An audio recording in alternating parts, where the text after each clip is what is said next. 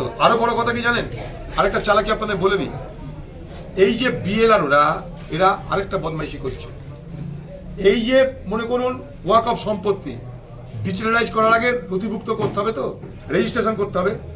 সেই রেজিস্ট্রেশনটা করছে 1 নম্বর খাতে। 1 নম্বর খাতে কিছু জমি রেজিস্ট্রেশন হওয়া মানে সেটা কিন্তু সরকারি জমি হয়ে যায়, সেটা ভেস্টেড ল্যান্ড হয়ে যায়, সেটা আর ধর্মীয় সমাজে থাকবে না। মনে করুন মাদ্রাসার জমির মালিক মাদ্রাসা থাকবে না। মনে করুন মসজিদের জমির মালিক মসজিদ কর্তৃপক্ষ থাকবে না, সরকারের হাতে চলে যাবে। কবরস্থানের জমির মালিক সরকারের হাতে চলে যাবে, সমাজের হাতে থাকবে না। সমাজের হাত থেকে সরকারের হাতে চলে যাচ্ছে। আগামী দিন যদি সরকার মনে করে বলতে পারে ভাই এই জায়গাটা আমার লাগবে, মুসলমান সমাজের কিছু বলার থাকবে না। এটা একটা ভয়ঙ্কর বদমাইশি করছে এখানকার বিএলআরওরা, যাদের নেতৃত্বে বাংলায় জমি লুট হচ্ছে। বেলডাঙ্গাতে ওয়াকফ সম্পত্তি লুট হয়ে যাচ্ছে, লালবাগে লুট হয়ে যাচ্ছে। আছেন কোথায় আপনারা? পশ্চিমবঙ্গে হাজার হাজার কোটি টাকা ওয়াকফ সম্পত্তি লুট হয়েছে এই তৃণমূলের আমলে। আর এই তৃণমূল সব থেকে বেশি লাভ পেয়েছে, ভোট পেয়েছে, সমর্থন পেয়েছে এই সংখ্যালঘু মানুষের কাছ থেকে। এত বড় নির্লজ্জ একটা সরকার, নিমক হারাম বাংলার মুখ্যমন্ত্রীকে আমি বলবো, একদম নিমক হারামি করছে পশ্চিমবঙ্গের সংখ্যালঘু মানুষের সঙ্গে।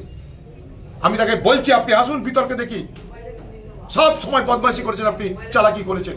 এখনই হয়তো আসে এখানকার সার্কিট হাউসে, কটা মুসলিম সমাজের মাথাকে ডাকবে, দেখে ভুরুং ভাড়ুং বুঝাবে, ইমাম ভাতা বাড়িয়ে দিব, চুপ করে থাকো, লক্ষ্মীর ভান্ডার বাড়িয়ে চুপ করে থাকো, ব্যাস হয়ে যাবে, ভোট শেষ, গল্প শেষ।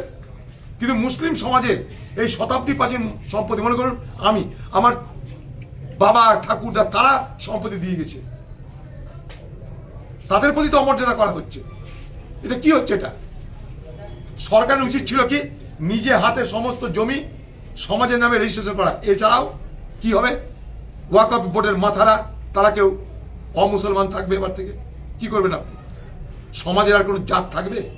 সমাজের সক্রিয়তা থাকবে? অথচ ভারতবর্ষের সংবিধান বলছে প্রত্যেকটা ধর্মের অধিকার আছে তার ধর্মীয় এবং সাংস্কৃতিক রীতিনীতি বজায় রেখে চলার। তার মর্যাদা কে দিচ্ছে? বিজেপি যা করছে আপনিও তাই করছেন। এটাকে আশা করেছিলাম আমরা যে বাংলার মুখ্যমন্ত্রী বিজেপির সঙ্গে তালে তাল মিলিয়ে চলবে। দাদা 6ই ডিসেম্বর